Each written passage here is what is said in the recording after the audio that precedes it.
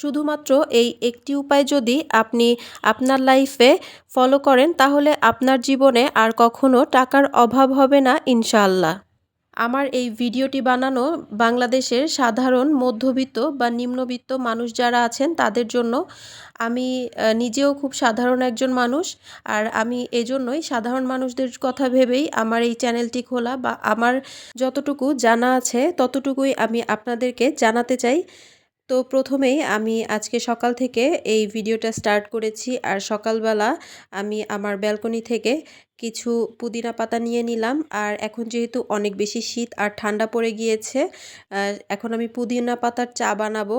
আর এই শীতকালে ঠান্ডার মধ্যে কিন্তু পুদিনা পাতার চা অনেক বেশি উপকারী। বিশেষ করে ঠান্ডাজনিত সমস্যাগুলোর জন্য ছোট থেকে বড় সবাই এই চাটা খেতে পারবেন। আর এই চাটা বানানো একদমই সহজ। আর এইখানে আমি চিনি ব্যবহার করেছি। আপনারা চাইলে যারা হেলথ কনসিয়াস আছেন তারা এখানে মধু ব্যবহার করতে পারেন, এটা আরও বেশি উপকারী। আমরা যারা নিম্ন আয়ের বা অল্প আয়ের মানুষ আছি, নিম্নবিত্ত মধ্যবিত্ত মানুষেরা, আমরা কিন্তু প্রতিটা মুহূর্তেই সংগ্রাম করে বেঁচে থাকি। আমাদের প্রত্যেকটা জীবনের যে প্রত্যেকটা খণ্ড বা প্রত্যেকটা পার্ট, সব কিছুতেই কিন্তু একটা চ্যালেঞ্জ থাকে। অল্প টাকার মধ্যে চলা, অল্প টাকার মধ্যে বাচ্চাকে মানুষ করা, অল্প টাকার মধ্যে খাওয়া দাওয়া, থাকা, যারা ঢাকা শহরে থাকেন, ভাড়া বাসায় থাকেন, ভাড়া দিয়ে থাকা খাওয়া। বর্তমানে বাজারের যে অবস্থা, সব কিছু যেরকম ঊর্ধ্বগতি, এত দাম সব কিছুতেই যেন আগুন। মানে সব কিছুই ধরাছোঁয়ার বাইরে। তো সেই ক্ষেত্রে আমাদের আসলে করণীয় কী? আর সব কিছুর পরেও কিন্তু আমাদের নিজেদের বৃদ্ধ বয়সের জন্য হোক বা বাচ্চাদের ফিউচারের জন্য হোক, আমাদের কিন্তু কিছুটা সেভিংস করা একদম একান্ত প্রয়োজন। তো এই সেভিংসটা আমরা কিভাবে করব? আমরা চাই সবাই সেভিংস করতে, কিন্তু এটা কিন্তু আসলে বুঝে উঠতে পারি না। আপনারা যারা আমার ভিডিওটি দেখছেন তারা অনেকেই রিলেট করতে পারবেন আমার এই কথাগুলোর সঙ্গে নিজেদেরকে। আমরা অনেকেই চিন্তা করি সেভিংস করব বা ফিউচারের জন্য কিছু করা উচিত, সেটা নিজেদের ফিউচার বা বাচ্চাদের ফিউচার যেটাই ভাবেন না কেন, কিছু একটা করা উচিত। সেই ক্ষেত্রে আমরা সেভিংস করার কথা চিন্তা করলেও কিন্তু করে উঠতে পারি না, কারণ ওই যে বললাম সব কিছু এত বেশি দাম বেড়ে গিয়েছে। আর আয় তো সেইভাবে বাড়েনি, যেভাবে বাসা ভাড়া প্লাস জিনিসপত্রের দাম বেড়েছে সেইভাবে কিন্তু ইনকামটা বাড়ে না বা বাড়েনি। সেই ক্ষেত্রে আমরা কি করব? আর সবাই তো আর সরকারি চাকরিজীবী না যে বছরে বছরে অনেক অনেক টাকা স্যালারি বাড়ে বা হচ্ছে ফিউচারে পেনশন পাবে সেই একটা ভরসা আছে। যারা ছোটোখাটো চাকরি করে বা বেসরকারি চাকরি করে তাদের কিন্তু আসলে অনেক বেশি কষ্ট হয়ে যায় দিন কাটিয়ে কিছু সেভিংস করা। কারণ অনেক কিছুই থাকে, মেহমান আসে, আবার বাচ্চাদের অসুস্থতা, বাচ্চাদের পড়াশোনা, নিজেরা অনেক সময় অসুস্থ হলে অনেক টাকা চলে যায়। তাছাড়াও তো নিজেদের বাচ্চাদের বলেন বা নিজেদের বলেন, একটু ভালো খেতে ইচ্ছা করে। তো মাসের মধ্যে ২-১ বার তো ভালো-মন্দ খাওয়াই লাগে। সবকিছু মিলিয়ে আসলে হয়ে ওঠে না। আমাদের আয় কম, তো আমরা যদি চিন্তা করি আমরা ১ মাসেই ১০,০০০ টাকা বা ৫,০০০ টাকা জমিয়ে ফেলবো, সেটা কিন্তু সম্ভব না। আমাদের একেকজনের আয় একেক রকম, ব্যয়ও ঠিক একেক রকম। তো যার যেই রকম আয় থাকবে তার কিন্তু সেই রকমই ব্যয় থাকবে, এটা আমরা সবাই জানি। যার ১,০০,০০০ টাকা ইনকাম তার ব্যয়টাও কিন্তু ওইরকম, আর যার ১০,০০০ টাকা ইনকাম তার ব্যয়টাও ওইরকম। তো সেই হিসেবেই আমাদের সঞ্চয়টাও ঠিক করতে হবে যে আমি কত টাকা সঞ্চয় করতে পারবো বা কত টাকা সঞ্চয় করব। তো আমি যেই টিপসটা আপনাদের সঙ্গে শেয়ার করতে চাচ্ছিলাম, আমরা চাইলেই কিন্তু মাসে অনেকগুলো টাকা একবারে জমিয়ে ফেলতে পারি না।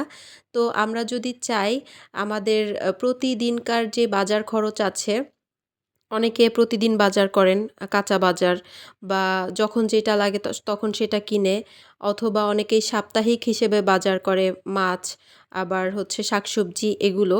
তো আমি আপনাদেরকে বলবো বাজারের ক্ষেত্রে আপনারা যেটা করবেন, শুকনা বাজার, মুদি বাজার যেটা, সেটা একবারে যখন আপনি স্যালারি পাচ্ছেন বা আপনার ইনকামের টাকাটা আপনার হাতে আসছে মাসের শুরুতে, তখন করে ফেলবেন। যা যা আপনার লাগে একটা লিস্ট করে খুব সুন্দরভাবে সেই বাজেট ঠিক করে আপনার ফ্যামিলিতে কি কি দরকার, কি দরকার না সেই অনুযায়ী মুদি বাজারটা করে নিবেন। এরপর যেই টাকাটা থাকবে সেই টাকাটা ঘর ভাড়া থেকে শুরু করে গ্যাস বিল, বিদ্যুৎ বিল, ওয়াইফাই বিল, বাচ্চাদের পড়াশোনার খরচ, যাতায়াত খরচ এরকম সব খাতে আপনার কতটুকু দরকার সেই অনুযায়ী একদম হিসেব করে একটা বাজেট করে নিবেন। এরপরে আমরা হচ্ছে আমাদের মাছের বাজার চাইলে আপনারা মাসেরটা একবারে করে নিতে পারেন। আমার কাছে মনে হয় মাসেরটা একবারে করলেই ভালো। কারণ আপনার ফ্যামিলিতে কতটুকু মাছ বা মাংসের চাহিদা এটা কিন্তু আপনিই ভালো জানবেন। অন্য কেউ কিন্তু আপনার মতো জানবে না। সেই অনুযায়ী যে কয় কেজি মাছ লাগে বা কয় কেজি মাংস লাগে সেই অনুযায়ী কিনে ফেলবেন। আর মাংস তো প্রতিদিন খাওয়ার প্রয়োজন নেই। আপনার আয় যদি মোটামুটি হয় তাহলে আপনি সপ্তাহে ১ দিন খেতে পারেন মাংস। তাও মনে করেন যে লিমিটের মধ্যে, মানে কতজন মানুষ সেই অনুযায়ী বুঝে মাংসটা কিনতে হবে। বা যদি আপনার বাজেটে বা আপনার ইনকামের সাথে গরুর মাংসটা সামঞ্জস্যপূর্ণ না হয় সেই ক্ষেত্রে কি করতে হবে? মুরগির মাংস কিনতে হবে। মানে যেটা দিয়ে আমরা আমাদের প্রয়োজনটা মিটাতে পারি অথবা আমাদের চাহিদাটা পূরণ করতে পারি। আমাদের খাওয়াও হলো, আবার কিছু সেভিংসও হলো। এভাবেই কিন্তু চলতে হবে, তাই না? সেই ক্ষেত্রে আমি বলবো আপনারা মাছের বাজার এবং মুদি বাজার এগুলো পাইকারি দোকান থেকে, পাইকারি বাজার থেকে করার চেষ্টা করবেন। এতে করে আপনারা কিন্তু অনেক টাকা সেভ করতে পারবেন।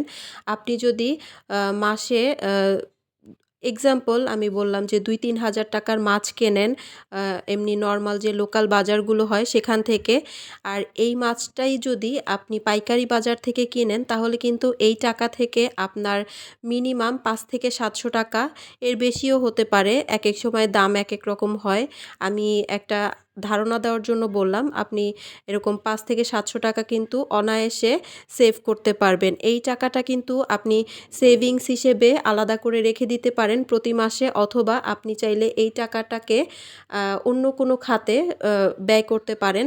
একবারে মুদি বাজার আর মাছ মাংসের বাজারটা করে ফেলার পর এগুলো আপনি ভাগ করে, যেমন মাছ মাংসটা আপনি হিসেব করে আপনার প্রতিদিন কয় পিস মাছ লাগছে বা মাংসটা আপনি কয়দিনের জন্য রাখতে চাচ্ছেন সেই অনুযায়ী ভাগ করে রেখে দিতে পারেন। আর সেই সঙ্গে আপনার যেই সারা মাসের শাকসবজির জন্য কিন্তু একটা বাজেট রাখতে হবে। সেই বাজেট থেকে আপনি হচ্ছে প্রতি সপ্তাহে যদি একবার করে শাকসবজি কিনেন সেটা কিন্তু টাটকাই থাকবে, ভালোই থাকবে। আর ফ্রিজ থাকলে তো রাখাই যায়। আর এখন সবার ঘরেই ফ্রিজ আছে। আর ফ্রিজ যদি নাও থাকে তাহলে আপনি ২ দিন পর কিনতে পারেন। সেই অনুযায়ী বাজেট করে নিবেন যে আপনি ২ দিন পর কত টাকার করে সবজি বা শাক এগুলো কিনতে চাচ্ছেন সেই অনুযায়ী কিনে নিবেন। আর আমি যেটা বলতে চাচ্ছিলাম, যদি আমরা অনেক বেশি টাকা সঞ্চয় না করতে পারি তাহলে আমরা কি করব? এই যে পাইকারি বাজার থেকে যেই বাজারটা করলাম সেখান থেকে যে আমার টাকাটা সেভ হলো, আমি লোকাল বাজার থেকে বাজার করলে আমার যে এক্সট্রা টাকাটা লাগতো সেই টাকাটা তো লাগলো না। তাহলে সেই টাকাটা আমি সেভিংস হিসেবে আপনারা চাইলে একটা মাটির ব্যাংকে রেখে দিতে পারেন। মাটির প্লাস্টিকের যে ব্যাংকগুলো পাওয়া যায় ১০ টাকা ২০ টাকা করে, সেগুলো একটা কিনে নিলে এটা যদি আপনারা ১ বছর এটার মধ্যে টাকা রাখেন, এটার মধ্যে কিন্তু অনেক বেশি টাকা হবে। একটা মোটা অঙ্কের টাকা কিন্তু আপনি ১ বছর পর বের করতে পারবেন। সেই সঙ্গে আরও একটি টিপস হলো, সেই সঙ্গে আমরা যখন ২ দিন পর হোক বা ১ সপ্তাহ পর হোক যখন শাকসবজি বাজার করব তখন কিন্তু অনেক খুচরা টাকা আমরা পাই। আমাদের অনেক হাতে খুচরা টাকা আসে। তখন আপনারা চাইলে একটা কাজ করতে পারেন। এই কাজটা আমি করি সবসময়। আমার হাতে যখন কয়েন আসে সেই কয়েনটা আমি কিন্তু ব্যাংকের মধ্যে রেখে দেই। ওই কয়েনটা আমি খরচ করি না। মনে করেন এক্সাম্পল হিসেবে একটা ৫ টাকার কয়েন আপনি পেলেন বা ২ টা কয়েন পেলেন। এই ২ টা ৫ টাকার কয়েনে ১০ টাকা হয়। তো এই ১০ টাকা ছাড়াও কিন্তু আপনার সংসারটা চলে যাবে। কিন্তু ওই ১০ টাকা যদি আপনি সঞ্চয় করেন বা প্রত্যেকবার বাজারের পর আপনি ৫ টাকা ১০ টাকা এরকম যদি কয়েন যেগুলো পাই আমরা সেগুলো যদি ব্যাংকের মধ্যে রেখে দেই বা আলাদা করে সরিয়ে রাখি তাহলে কিন্তু সেই টাকাটা ছাড়াও আমাদের সংসারটা খুব ভালোভাবে অনায়াসে চলে যায়। কিন্তু আমরা যখন ওই টাকাটা ওই এভাবেই রেখে দেই বা আলাদা করে না রাখি তখন কিন্তু এটা খরচ হয়ে যায়। তখন কি হয় আমাদের ওই টাকাটা কিন্তু এমনিতে ৳৫ বা ৳১০ কিন্তু বর্তমানে কোনো ভ্যালু নাই। মানে ৳৫ ৳১০ দিয়ে আপনি কিছু করতেও পারবেন না। কিন্তু এই টাকাটাই যদি আপনি প্রত্যেকবার বাজারের পরে আলাদা করে রাখেন এটাই কিন্তু জমতে, জমতে অনেকগুলো টাকা হয়ে যাবে। এই ধরনের আরও টাকা জমানোর উপায় জানতে চ্যানেলটিকে সাবস্ক্রাইব করুন। ভিডিওটি ভালো লাগলে ভিডিওতে একটি লাইক, কমেন্ট এবং শেয়ার করতে ভুলবেন না।